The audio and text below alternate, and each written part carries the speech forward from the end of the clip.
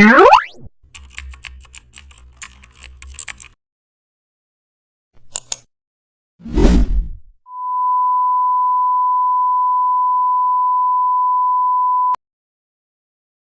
back to the channel. Don't forget to like, share and subscribe for more updates. Today we are exploring an amazing topic of Photoshop, how to create business consultation lead ad using custom shapes. First we create diagonal shape layout on the canvas.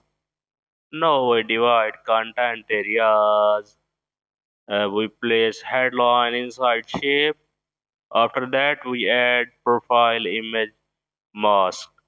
Now we highlight value points. We add phone icon shapes. Next we align CTA button visually. Now we balance colors. After that we add polish. Finally we